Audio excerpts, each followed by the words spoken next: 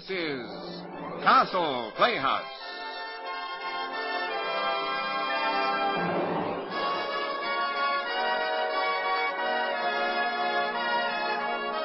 From the stages and studios, producers and playwrights of the world, your hosts, the brewers of Castle Lager, bring you the week's finest radio entertainment, Castle Playhouse.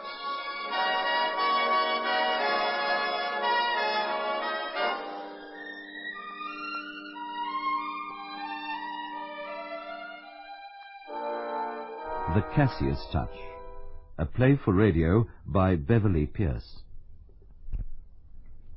You coming up to bed, John? No, still a mountain of work to get through. You go on up, darling. You won't be too late, will you? We'll see how it goes. If I'm late, I'll sleep in the other bedroom. Oh, all right. Good night, darling. Good night. Try not to make it too late, will you? Good night. Let's see now. I'll drink first. Relying on you rather a lot, aren't I? Oh. Not that much. Now, Peterson contract renewal. I'm going to have that ready for the board tomorrow.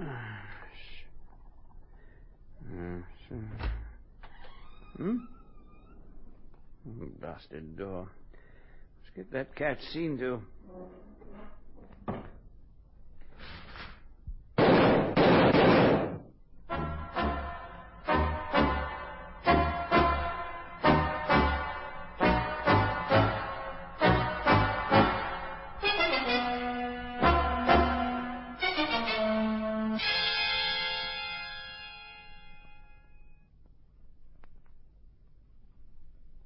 Let's just recap, shall we? You left your husband a little after 10:30 last night. That's right, Inspector. I asked him not to stay up too late. Approximately how long was it from the time you left the room until the time you heard the shots? A few minutes, no more.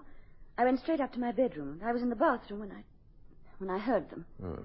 You saw nobody about the house? No, the servants had gone to bed earlier in the evening. The only person up at the time was Mr. Richards, my husband's secretary. How did you know he was up? He was in the office. It's on the same floor as the bedrooms. I heard the duplicating machine when I went upstairs. How long had you been married to Mr. Cassius? 4 years. You were his second wife? Yes. The girl last night, Jocelyn Wiley. What can you tell me about her? Nothing very much at all. It was the first time I'd met her. David, that's John's son, well, he was obviously very taken with her. So much so that he wanted to bring her out here to meet me. Well, I think that's about all from you for the moment, Mrs. Cassius. I wonder if you'd ask Mr. Richards to come in. Oh, yes, certainly, Inspector.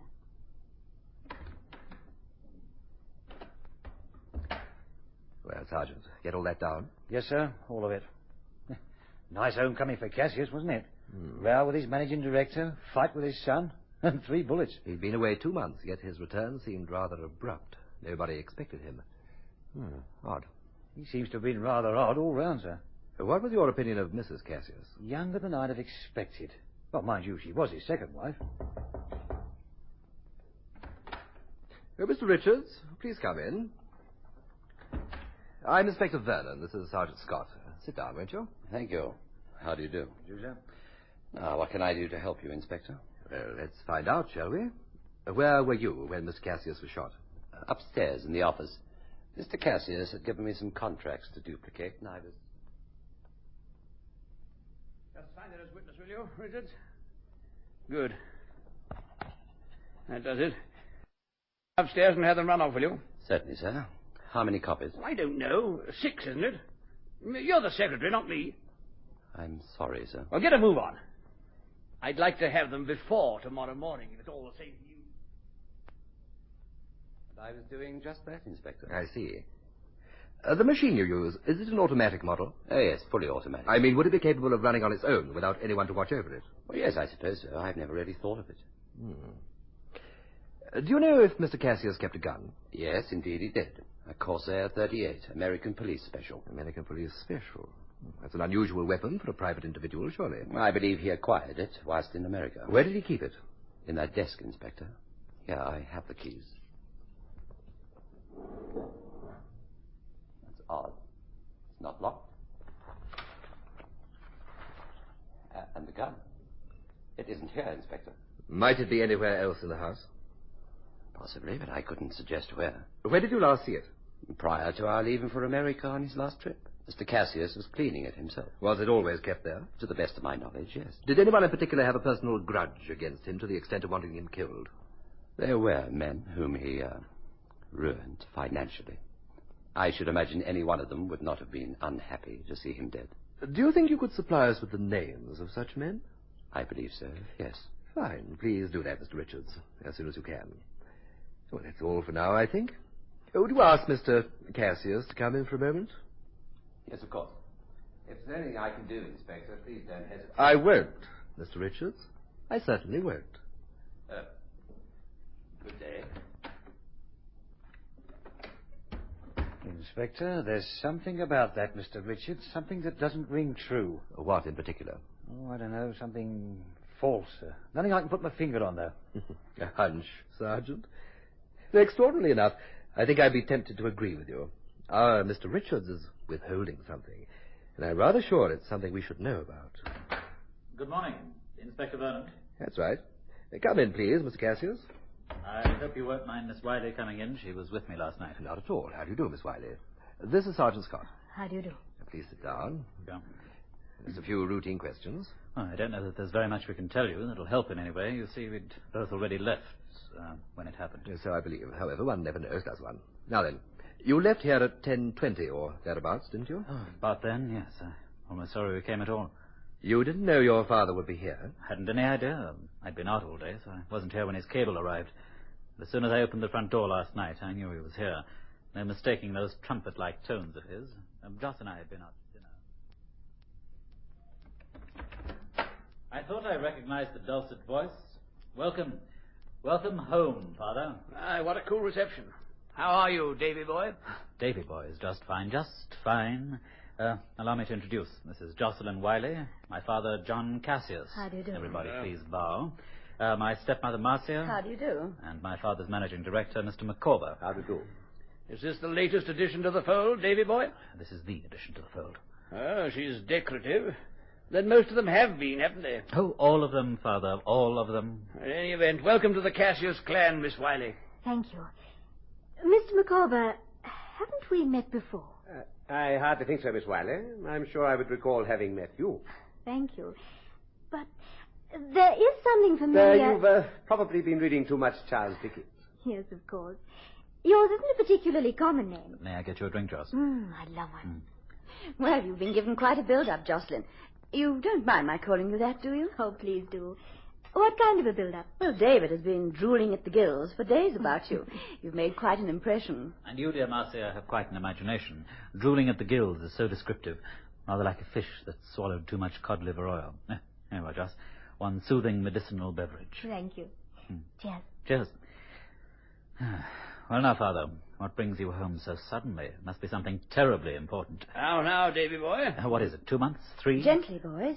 Let's all have a lovely evening. You've heard of my father, haven't you, Joss? The legendary magnate, the genius of the stock market, the carver of empires. Oh, yes. I've heard of him.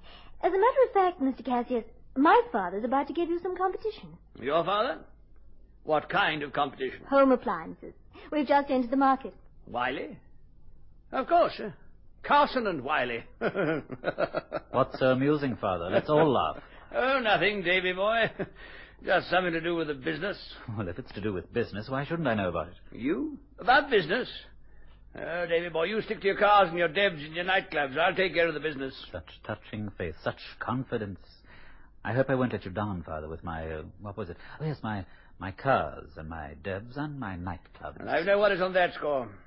After all, you've had a lot of experience in those fields, not to mention the models. Do they call them models these days, do they? Must be Monday. Dirty washing being brought out. Yes, well, I think it's about time I was getting along. Plenty of work to catch up Oh, on. Ma, sure you're not going? I'm afraid so. We old-timers need to sleep. Well, good night, everybody. Miles, you won't forget that little chore in the morning, will you, old man? No, John, I shan't forget. No matter how I feel about it, you're the boss. Good night. Well, That was unlike Miles, wasn't it? He sounded so ominous. Not ominous, darling. Just saluting the flag. What do you mean? Oh, I told him to handle a couple of matters for me, and he wasn't too happy about it. I don't follow. Well, not in quite as many words. I intimated that he was not entirely indispensable. Oh, John, you wouldn't fire him, would you? If necessary, as I told Miles, I'd fire anybody, but only if necessary. And on that happy little note, dear Joss, I think we should leave. All right, David. It is getting rather late. I'm so glad we've met, Jocelyn. Please come out again. I'd like to. Thank you. Good night. Good night, Mr. Cassius. Good night, Miss Wiley.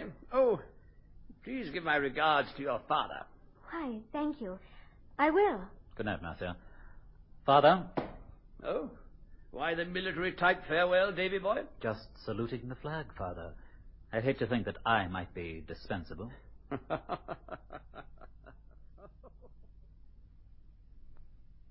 see. So when you left, your father and stepmother were alone? That's right, yes. And you then took Miss Wiley home? Yes, she lives in the city. You went straight home, no stopping off anywhere? No, nothing like that. Well, not quite, David. We stopped outside, remember, when you came back? You came back here, Mr. Cassius? Well, no, not really. I was going to, but I didn't actually get here. Well, perhaps you could explain that a little more clearly. Well, you see, I was coming back to collect some liquor. I thought I thought Joss might like a nightcap, something like that, when I took her home. But you say you didn't come back. What made you change your mind? Well, I remembered that I had some in the car, that's all. I just started on the drive, but I didn't come right back to the house. Tell me, how long did it take you from the time you left the car to the time you returned to Miss Wiley? I don't know, a couple of minutes, perhaps 5 at the most. Why? Well, because it was no more than 10 minutes after you left that your father was shot. You think I killed him? Oh, I didn't say that, but you may have noticed someone in the grounds. Well, I didn't. Why should anyone be in the grounds? The gun was fired from beside those curtains. The killer would have had to be standing outside to shoot from there. How do you know the shot was fired from there? Powder burns on the curtains. Well, it's a pity I didn't see anyone there. Yes, it is rather. Well, however, it can't be helped. Miss Wiley, how well did Mr. Cassius know your father? Well, that's the strange part. As David told you, Mr. Cassius specifically asked me to give his regards to my father. But when I did so today, Daddy was most surprised. He said they'd never met before. How odd.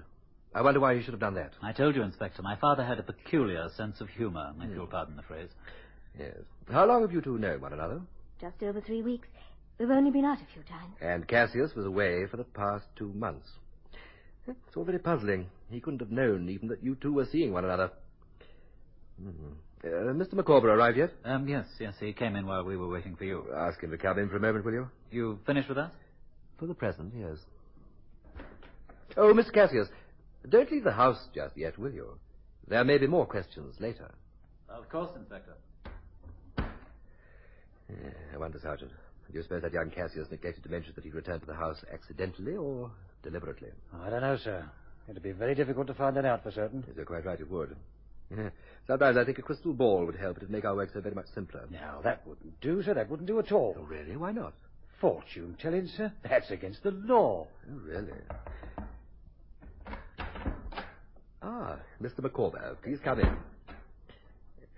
Sit down. Oh, I'm sure this won't take very long. This is Sergeant Scott. thank you, Inspector. How do you do, Sergeant? How do you do, sir?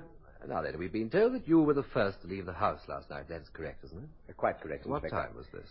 Oh, 10:15. I'm afraid I can't be more accurate than that. Well, that's accurate enough. Perhaps you can clear up a small point that's been bothering me. Did John Cassius ever have any dealings with Miss Wiley's father? Certainly not, Inspector. He was about to, in an indirect manner, but his death prevented it. Please explain that. Henry Carson and Arthur Wiley, directors of Carson and Wiley, they were about to enter the home appliance field in competition with us. Cassius didn't like the idea and wanted to start an undercutting campaign to drive them out. I told him I didn't think it was a good idea, but Cassius has a mind of his own. I don't give a hoot what you think about it. That's the way it's going to be. But, John, surely there are other ways of taking care of I this. appointed you managing director of Cassius Developments to do just that. Take care of things. I'm out of the country 2 months, and you allow this fiddling little company to move in on us. Carson and Wiley is a very small company. They're starting small. The same way I started 15 years ago. Today we're top of the pile. That's where we're staying, Miles. Nobody else gets so much as a nibble. Understand?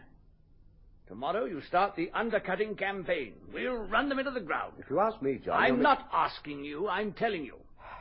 Well, you're the boss, I suppose. There's no supposing about it. I am the boss. I hire people, Miles, and if necessary, I fire them. Is that quite clear? You'd fire me? Think about it, Miles. It's a remarkably sobering thought. How extraordinary. Why should Cassius have gone to that amount of trouble? He didn't relish competition, Inspector. Very well, we live and learn. Do you know of anyone, any specific person, who might have wanted to kill John Cassius? There are a good many people who would have liked to see him dead. He was an unbelievably hard businessman, Inspector. He made many enemies. Added to that, his personal life wasn't all that it might have been. In what way? He drank to excess, he gambled to an absurd degree, and he'd been associating with female companions for a number of years. Oh, you surprise me. Oh, he was very discreet about these liaisons, Inspector. But he had expensive tastes, and there are two ladies with whom he, consorted. I believe kept is the word. Do you happen to know who they are? Yes, I do. I assumed this would be of interest to you, Inspector, so I took the trouble of writing down their names and addresses. Thank you very much. You are indeed a most methodical man. I don't think we need trouble you any further, thank you. It was my pleasure, Inspector. Inspector, I do not like that man. I know exactly what you mean, Sergeant. I think our Mr. McCorber can stand a little investigating of his own. It'll be my pleasure, sir. Yes, we certainly shall look into that side of things, yes.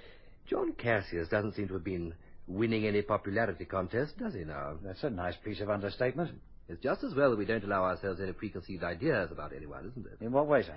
Well, I would have had a totally erroneous picture of Cassius, for example. Newspaper reports, gifts to charity and whatnot. And yet none of these people was particularly enamored of the man. The Cassius touch. Rather like Midas. Everything he touched turned to gold, all right. But none of it seems to have given him much pleasure. Oh, Inspector, it seems that you've talked to everyone. I wonder whether you and Sergeant Scott would like some tea. Yes, thank you, Mrs. Cassius. That'd be very nice. I'll have it served in here, then. Excuse me. Oh, Mark. Oh, you startled me. Sorry, darling. Not intentional. Inspector, of course, you've not met. This is my brother, Mark Reynolds, Inspector Vernon. How do you do, Mr. Reynolds? Have you just arrived? Arrived? From where? I'm sure I've no idea. But I'd have thought with those sunglasses... You don't live here, do you? You sound surprised. Yes, I do. Oh, Mrs. Cassius, this is most irregular. You might at least have mentioned your brother. Mr. Reynolds, were you in the house last night? Yes, of course I was. Why, Inspector? Why? You are aware, are you not, that a murder was committed here last night? Dear John, yes. Oh, but surely, Inspector, you don't suspect me. Mr. Reynolds, I am a remarkably suspicious person. I suspect everyone. Well, I'm sorry to disappoint you, but I'm afraid you'll have to remove me from your list. Indeed, and might I ask why? Because, my dear Inspector, for the last 5 years, I've been quite blind.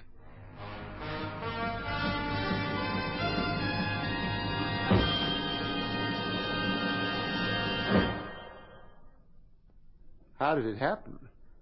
It's quite a story, Inspector. Quite a story. Good enough to tell it. Ah, the gentle barbs of the law. Ask a question, but phrase it in such a way that it is unmistakably an order. Your obedient servant, sir. Point is, where does one start? Well, you've been blind 5 years. Try starting 5 years ago. Oh, how very practical. Well, up to that time, I was one of the many minions of John Cassius. I was a pilot. His personal pilot, to give my title its full prestige. For how long? 3 or 4 years. From the time John bought his first plane. Used it for hopping about the country and over to the continent. Good corporate image, you know. This was before Cassius and your sister were married? Oh, yes. Yes, but that comes into the story, too. You'll just have to bear with me, I'm afraid. I'm sorry, go on. Well, we got on fairly well together. I suppose you have to trust somebody when you put your life in his hands. Anyway, that's not terribly important. We were on our way back from Paris after a couple of days over there on business. Nothing eventful. We'd done the same sort of thing dozens of times before. But this time there was one minor snag. The weather closed in on us. I told Cassius that it'd be rather dicey to try to land.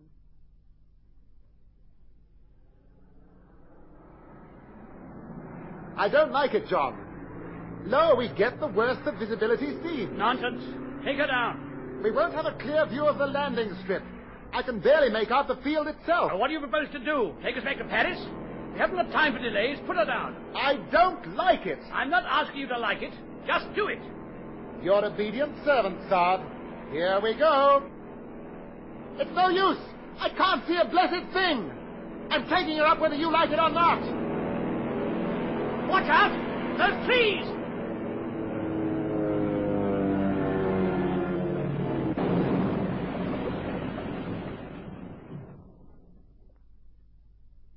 You darn nearly made it, too.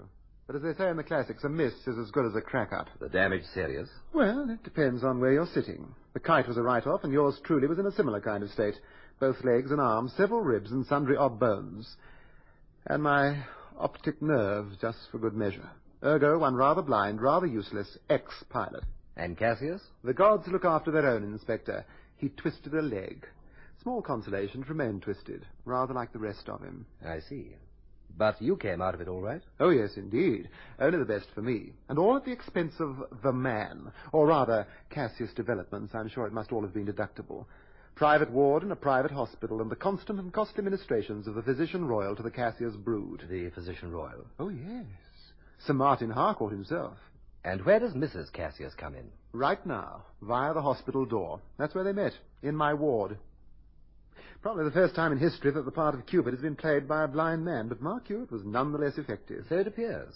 For a blind man, your aim was surprisingly accurate. Do I detect a hidden meaning lurking in there, Inspector? Oh, no. Just poor humor. My usual variety. How long after this meeting, Mrs. Cassius, were you married?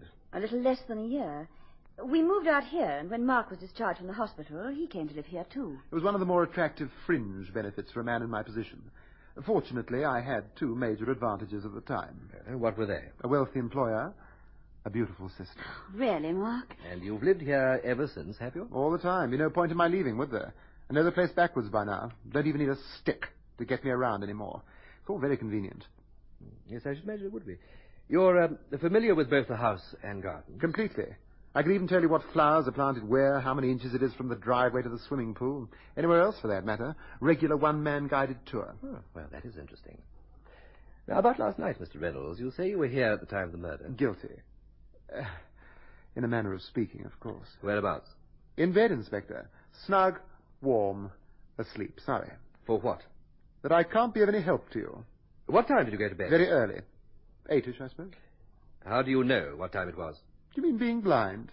My dear chap, I listen to clocks. They have a convenient habit of striking on the hour every hour. Yes, so they have. One tends to forget these things when one isn't dependent on them. Did you hear the shot? Afraid not. I sleep very heavily. And it's plural, by the way, shots, not shot. Oh, so there were, yes. You'd have heard all about it this morning, wouldn't you? The entire grisly story, in detail, over breakfast. Well, I think that's all I need from you for the moment. Thank you for your help. My help? Yes. You're more than welcome, I'm sure.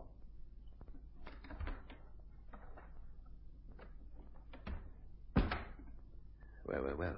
You might say that that lot is quite a kettle of fish, Sergeant. And do any of them smell a bit peculiar to you, sir? Hard to say.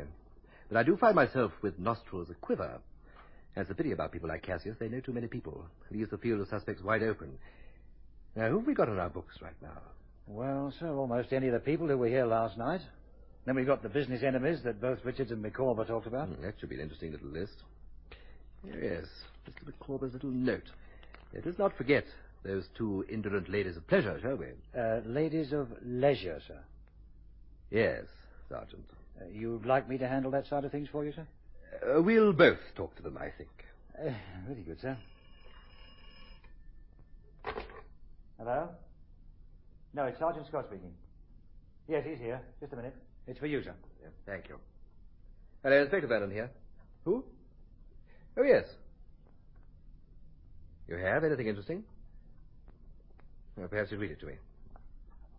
Mm-hmm. Yes. Yes, I see. You're sure about it? Good. Thank you very much. No, just leave it on my desk, will you? Thank you. Goodbye. Something worthwhile, sir? Oh, yes. That was the police laboratory. The pathology report came in. Death was caused by one of 3 bullets, any one of which could have been fatal. Bullets fired from a Corsair .38, an American police special. Well, that does help, doesn't it, sir? It does. I don't think we need concern ourselves with business enemies, Sergeant, or these, extracurricular affairs. No. Our murderer is someone we've already talked to. Someone who is in this house right now.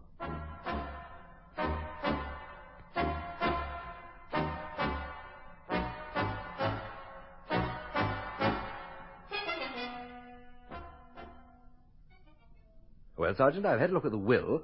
It helps us in that it supplies motives, all right, but at the same time it complicates matters. Too many motives, perhaps. And who gets what, sir? Mrs. Cassius and young David get most of it. The bulk of the estate is divided between them. Micawber comes into a large slice of the business itself, quite a hefty slice, I might add. The secretary, Richards, gets a nice fat £10,000 tax-free, and Mark Reynolds is taken care of for life. Reynolds? In what way, sir? £5,000 tax-free per annum for the duration of his natural life, unquote. Gee, like you said, sir, that certainly does provide all of them with motives. Yes, indeed it does. Too many suspects, too few clues. Let's take a look at them, shall we? Shall I take some notes, sir? No. More or less just thinking out loud. Ah. Now, in the first place, Cassius was alone when he was shot, no witnesses. Therefore, every one of our suspects could have had an opportunity.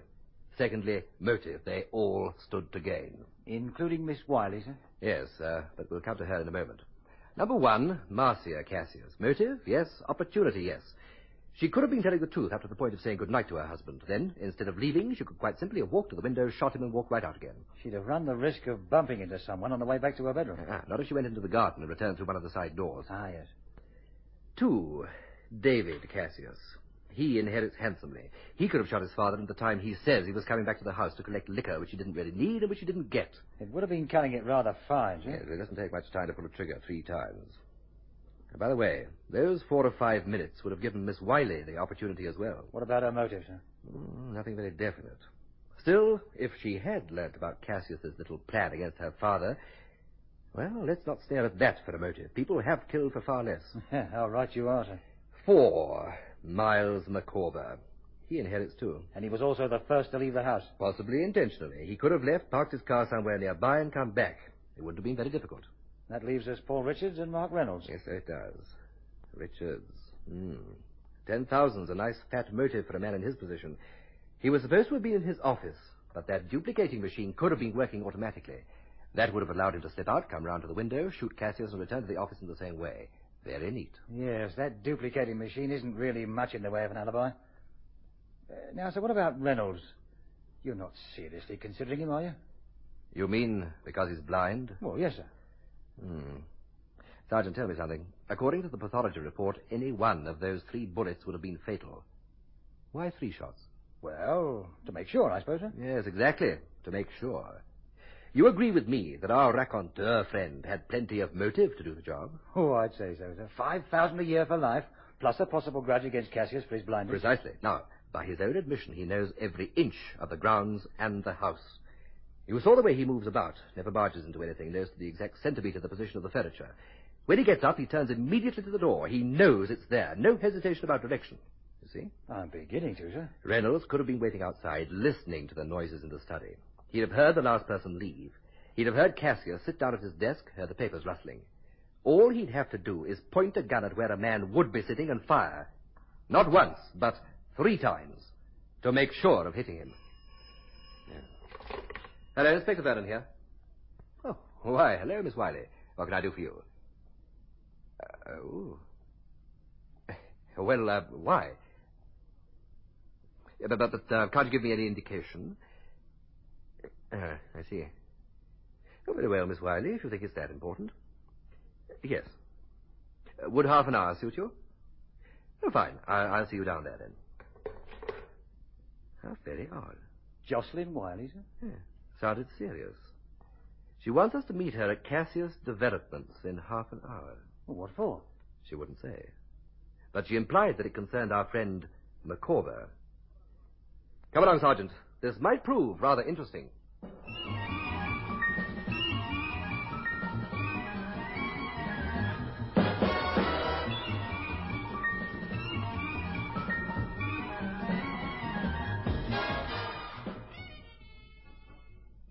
My dear Inspector, do please come in. Good day to you, Miss Wiley. Sergeant Scott. Good day, sir. Good day, Mr. Micawber. Well, now, Inspector, what's all this about? You were rather mysterious on the telephone. Mr. Micawber, do you recall when we met at the Cassius home? I said that I thought there was something familiar about you. Hmm? Oh, yes, my name, but No, not just your name.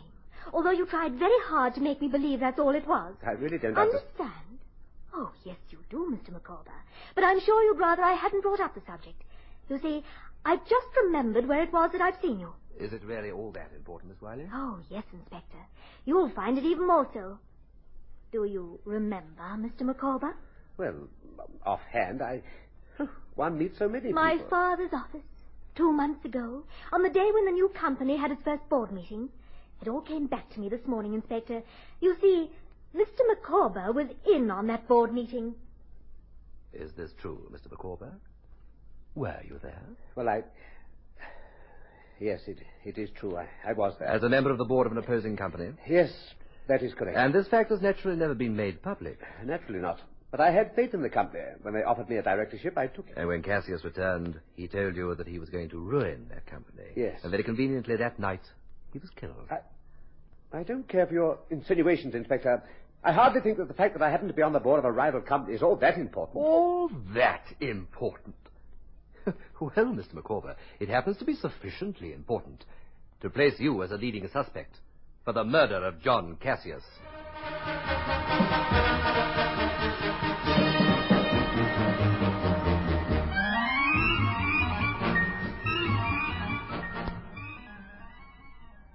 Good morning, Mrs. Cassius. Sorry to trouble you again. This won't take long. That's quite all right, Inspector. How can I help you? We had a word with Sir Martin Harcourt this morning, your family physician. Oh? About anything in particular? Oh, one or two things. Your brother, he seemed to recover remarkably quickly from his accident. Oh, yes. Mark has always been stoic. Barring accidents, I don't think he's ever been really ill. Yeah. Sir Martin was puzzled about something. It seems he advised Reynolds to come in for regular checkups, advice that your brother chose to ignore. Mark was quite vehement about it. He doesn't have a very high regard for the medical profession at the best of times. He says as long as he isn't ill, what's the point of seeing a doctor? In all this time, 5 years, he hasn't needed to see one? No, not really. Oh, there have been the usual minor accidents. Falling over unexpected things, bumping into walls. The occupational hazards of being blind, I suppose. But nothing serious enough to warrant calling in Sir Martin. I see. Now, about your husband. He just returned from a trip to America, which lasted 2 months. That's right. And prior to that? How do you mean? How long had he been here before going off on that trip? Oh, John was quite a globetrotter. He'd been here, a little over a month. You see, before that, he'd been on a business trip to the Far East. How long was he away for on that occasion? Another 2 months. I see. It must have been lonely for you. It's part of the price one pays when one marries a man like John Cassius. Yes, of course. Now, let's just summarize, shall we? The past 5 months, he was away for 2 months. Here for 1 month, away for another 2 months. That's right. Yes, Inspector. I've just said so. Yes, so you did. You have no children of your own, Mrs. Cassius? No, none. Had you and your husband planned on having any? Well, the situation never arose. I suppose, had it happened, John would have been quite happy. Is all this necessary, Inspector? Yes, Mrs. Cassius, it is. Very necessary. Sergeant Scott? Yes? Would you do that now? Just give us a few minutes. Right, Your Honor.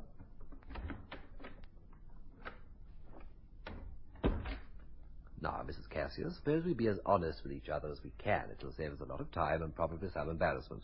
What is it you want to know, Inspector? I see. The hard way, then. Dr. Arthur Fenning. What? Dr. Arthur Fenning is a colleague of Sir Martin's.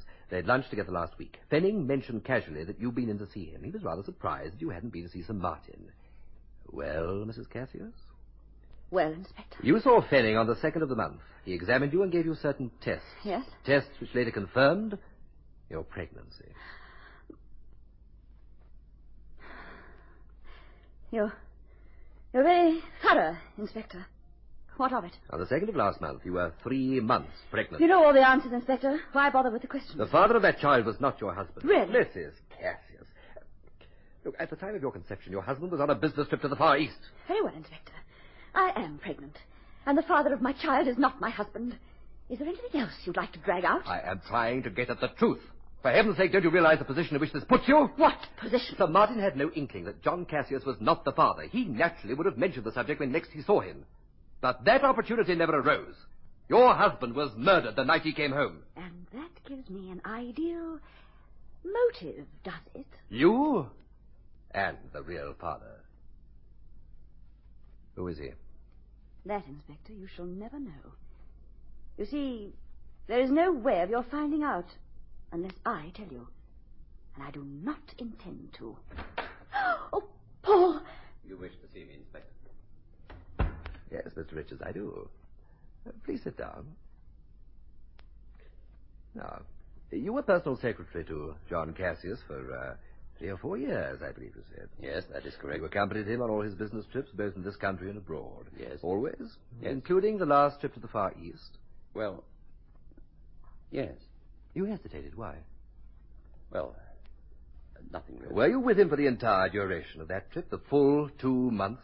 Well, no. You see, during that time, there were 2 emergency meetings here. Mr. Cassius couldn't attend them himself, so he sent me as his representative. Inspector, really, Mrs. Cassius, will you please not interrupt? Now, look here. How long did you come back for? Approximately a week, but I Did that week cover the end of 1 month or the beginning of the next? Yes, I think so. Let me see. Yes, it was from the 27th to the 4th. Yes. Yes, of course. It would have included the 2nd of the month. Aren't you rather jumping to conclusions? I don't think so. Proof, Inspector. You have no Mrs. proof. Cassius, Mr. Richards, were you and Mrs. Cassius lovers? What? How dare you? Were you the father of her child? Her child? Her child? Marcia. He didn't know. He didn't know. Easy now, my darling, easy. Believe me, please, I'm deeply sorry that it had come out like this. How did you know? How did you know? Oh, it was no great detective work on my part. Not the less savory aspects of an investigation, the anonymous note. Did you know that Marcia Cassius and Paul Richards were lovers? That's all. It's typed, and of course there's no signature. Naturally, no fingerprints either. Here. It's typeface. I'm almost sure. But it looks very much like the type on my machine upstairs. Really? Is there another typewriter in the house? I don't believe so. Mrs. Cassius? No, there is only the one. Perhaps you'd be good enough to check that for me, Mr. Richards. If you would merely type out this sentence several times. We'll have an expert examine the specimens later, but I should rather imagine they will be from the same machine. Marcia, will you be all right? Yes. Yes, Paul, I'll be all right. Come back down again when you've done with that, will you? Yes, Inspector. I'll be right back. Are you, feeling better, Mrs. Cassius? Yes, remarkably so. Congratulations, Inspector. Oh, please, try not to feel like that, Mrs. Cassius. I assure you I regretted that scene as much as you did. What a sick, sordid way for our love to be dragged out. Look, I'm in no position to, sit in any kind of judgment on you, or indeed even to make comment. Whatever that is between you is your own business, but I'm afraid that it is now part of the investigation. I sincerely hope, for the sake of you both, that it means no more than that. Oh, so gallant, Inspector. So very, very gallant. You know as well as I do what will happen when this gets out. It will no longer be a love, something very, very beautiful. Oh, no, just dirty. It need not be like that at all. What do you mean? Well, strange as it may seem, although one is a policeman, one is still a human being. I shall naturally have to include this knowledge as part of my investigation, but if it turns out that it has no bearing on the murder of your husband, I give you my assurance that no one outside the 4 of us will ever know a thing about it. You'd do that? You'd keep it to yourself? Mrs. Cassius, is there any reason why? Oh, Paul! Paul!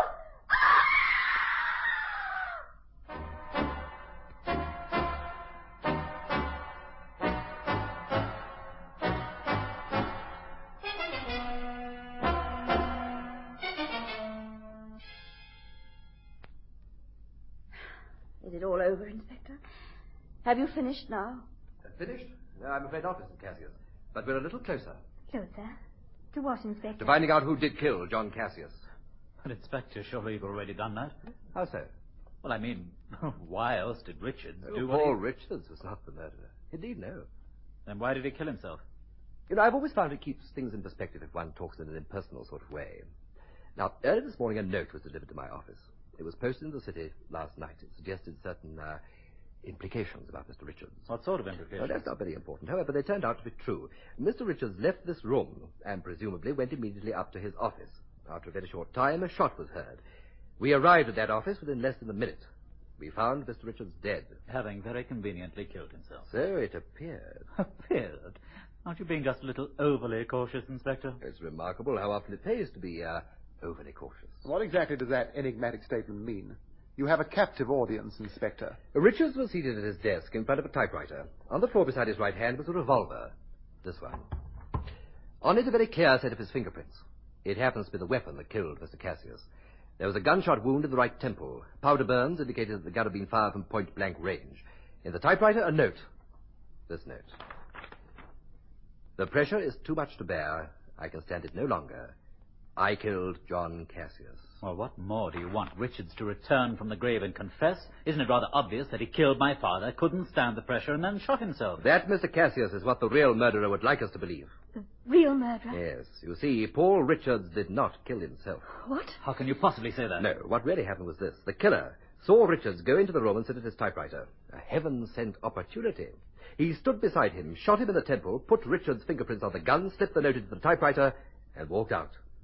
It was as simple as that. Interesting theory, Inspector, but hardly plausible. Oh, why not? The time factor. You say you arrived up there less than a minute later. Well, of course. The killer couldn't possibly have done all you say he did in that amount of time. Couldn't he? Sit down, Mr. Cassius. Well, in this chair, if you won't mind. What's this supposed to prove? If you'll be patient for a moment, I'll show you. Now, the killer naturally is prepared completely. In one hand, the typewritten note done well in advance. He lays it face down on the desk while talking to Richards. It's just a sheet of paper, nothing to arouse suspicion, right? I don't see the point of all this. Well, in a moment. Now, the killer has the gun in his pocket wrapped in a handkerchief. He stands behind Richards, so, takes out the gun, unwraps it, so. Richards sees none of this. Now, everything so far has taken place before the gun was fired, right? Now, please time this, Mr. Cassius. I'm going to go through the motions of shooting you, putting your fingerprints on the gun, putting the sheet of paper in the typewriter, and walking out of the room, right? All right, I'm ready. Right, here we go then. Now, bang, gun. Hand down, fingerprints on gun. Now, paper into typewriter. Brrp. So, now, walk to the door. So. Right, now how long did that take? Why, it was only 13 seconds. Correct, Mr. Cassius. But even if it took 30 seconds, it has been sufficient. The first person to arrive on the scene did so a minute after the shot. It was really quite ingenious. At the risk of sounding repetitious, Inspector, it's an interesting theory. But how can you substantiate Once we ruled out suicide, that was the only But how do you rule out suicide? The killer was very clever. He typed out the note well in advance, and then was most careful to wipe his fingerprints off the keyboard. There are still no fingerprints on those keys. Unless Richards employed divine guidance, he did not type out the so-called suicide note. But he could, theoretically, still have shot himself. Oh, no. The gunshot wound was in the right temple. Well, what has that to do with anything? You mean none of you noticed it? Oh, good heavens. It never fails to surprise me just how unobservant most people are. Paul Richards was left-handed. So there we have it. Oh, I've used the word he in talking about the killer. It could just as easily have been she. Are you suggesting it could have been Jocelyn? Miss Wiley is still a suspect, yes. The killer of Richards is the same person who killed your father. And, I might add, who sent me the note about Richards. Hello, Sergeant Scott speaking. Yes, just hold on. It's for you, sir. Yeah, thank you. Inspector Vernon here. Oh, yes. What did you find out? I see he was. For those reasons? Yes, I thought the information would be accurate. Did you get the exact dates? Yes. Uh-huh. Until when? I see. Thank you very much. No, that'll be all. Good night. Mr. Cassius, you told me that you were on reasonably good terms with your father. Reasonably good, yes. Why? You gave me the impression that you always had been on reasonably good terms. Well, what about it? Meadowvale Sanatorium.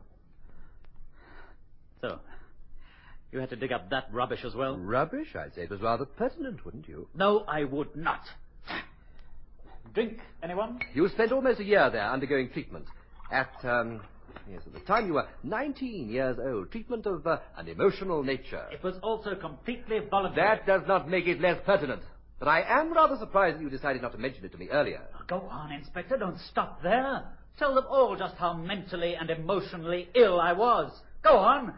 And tell them the reason for it, too. Yes, that is rather important, isn't it? But perhaps you and I should discuss it in private. Oh, no. No, Inspector. This is very much for public consumption. You see, dear people, Meadowvale was my not very hospitable home for nearly a year. I say the treatment was voluntary, but it was a little more than that. I was given a choice, you see, by my dearly beloved father. What kind of a choice? What kind of a choice, indeed. I either had to commit myself for voluntary treatment at Meadowvale or face criminal charges. Charges? Charges of what? Of trying to kill my father. Oh, that really is priceless. I think it calls for a drink. Oh, put that blasted chair there. I'm sorry, Reynolds. My fault. I moved it when I was illustrating my point about the suicide. Of course, you weren't to know. No, Inspector, I suppose nobody is perfect. Well, we are a charming bunch, aren't we? Cheers. Oh, forgive me, Inspector. I should have offered you a drink. Or don't you on duty? I won't, thank you, Mrs. Reynolds. It's late, and I have work to do. If you'll excuse me, Mrs. Cassius. Of course, Inspector. I hope you won't mind, but I should like all of you to be here in the morning. Please try to understand. Good night. Good night, Inspector. Oh, one other thing. I would advise all of you not to leave your bedroom doors unlocked.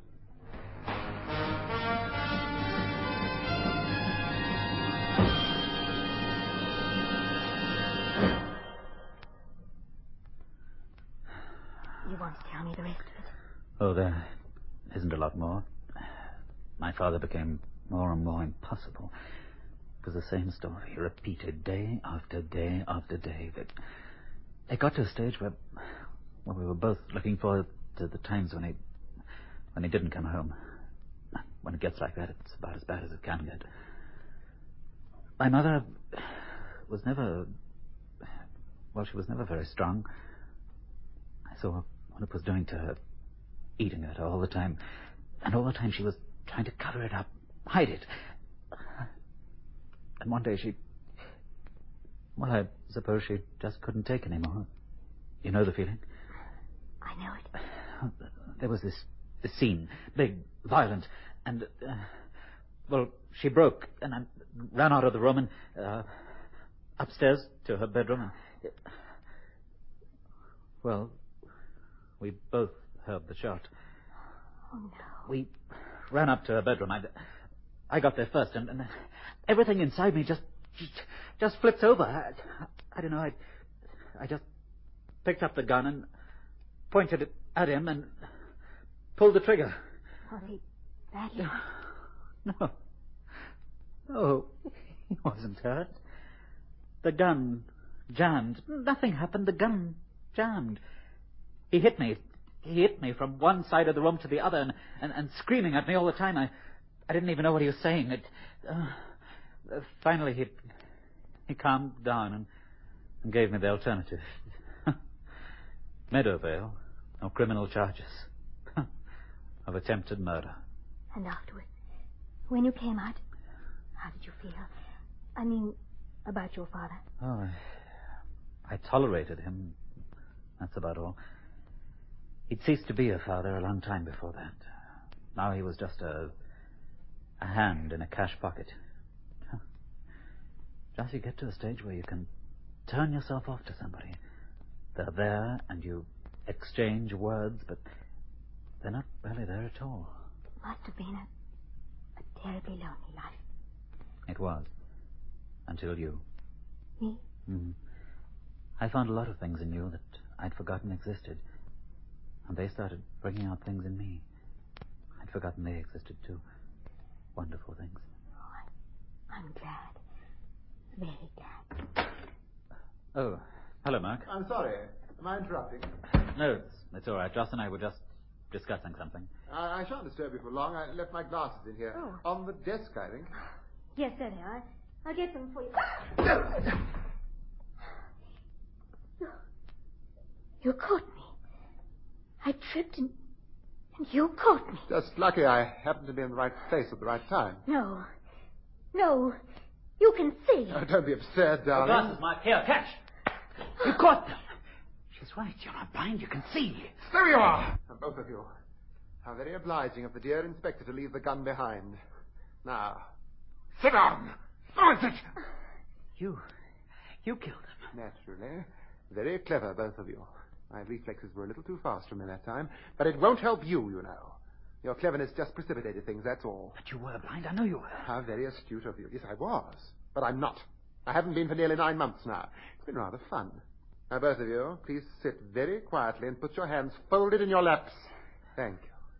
Glad you're being sensible, David. You wouldn't want to see dear Joss hurt, would you? Why, Mark? Why did you do it? Your father really was an obnoxious man, you know. He deserved to die. But my personal reason, of course, was simply greed. Oh, it was very pleasant while I was blind to enjoy the luxury of his home, to be waited on hand and foot. Few blind men have it as good as that.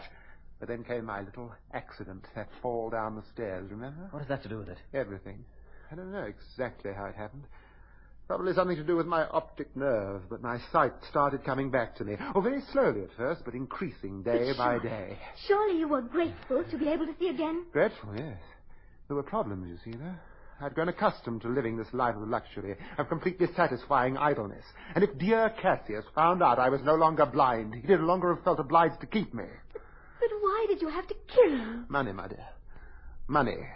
Oh, I knew he'd leave me something. But that wasn't the biggest prize, oh no.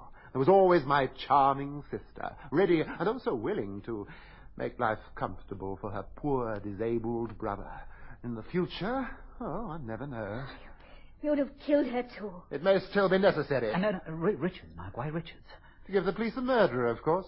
My reasoning was perfectly logical. And then in my haste, I forgot that he was left-handed. You're mad. You know that. You're insane. Your opinion, Miss Wiley, is neither valid nor important. The point is, Mark, it's all come to nothing, hasn't it? Now we know there isn't anything more you can do. Oh, David, how childish you are. I told you, I suppose, because of vanity. I wanted an audience. But it's going to be a short-lived audience. Don't mean that. Oh, my dear boy, you're perfect, don't you see? The main suspect, who's believed to be a little bit insane. In a few moments, the people in this house will hear 2 shots. Mark. When they come in, you two will be quite dead. The gun will be in your hand. And what will everybody believe? Why, simply that you knew your time was up, that you shot Joss and then yourself. It's ingenious, isn't it? You can't do that. You'll never get away with it, Dear Mark. boy, there's nothing to stop me. Good night, children. Thank you, Reynolds. I'll take the gun. There you are. Don't move, any of you. There's nothing you can do, Reynolds. There are men outside. The whole place is surrounded. You heard it all, didn't you? Everything. Yes, everything. A beautiful little trap. But how did you know? How did you know? We didn't, really. But the list of suspects narrowed itself down rather considerably. Mrs. Cassius was with us when Richard was shot, so that let her out. Neither Micawber nor Miss Wiley was anywhere near this house at the time. We have had them watched, of course. So that left you and young David here. Is it reasonable to suppose that the killer would make some move tonight? We simply watched and waited. Oh, no. You found your killer, Inspector, but you haven't caught him yet. Let's go, Reynolds. Give me the gun. Oh, no. There's nothing you can do. One thing. You're the cause of all this. I'm taking you with me. Reynolds, that gun is loaded with blanks. What? You lie. You lie! You lie! Oh.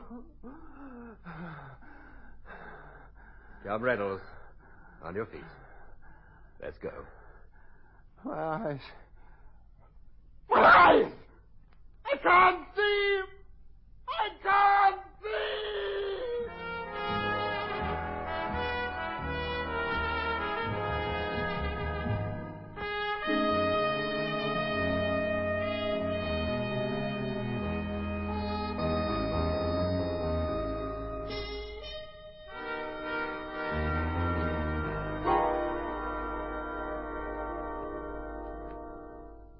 That was The Cassius Touch. The part of Mark Reynolds was played by John Bolter, with Colin Fish as Inspector Vernon. Others in the cast were Valerie Miller as Marcia Cassius, Kenneth Baker as Miles Micawber, Bruce Anderson as John Cassius, Gordon Mulholland as Paul Richards, Pamela Murray as Jocelyn Wiley, George Carillon as Sergeant Scott, and Beverly Pierce as David Cassius. The Cassius Touch by Beverly Pierce was produced by Colin Fish. And be sure to tune in next Wednesday night at 8, and every Wednesday night for the week's finest radio entertainment, brought to you for your listening pleasure by your hosts, the Brewers of Castle Lager. So until next week then, a very good night to you all.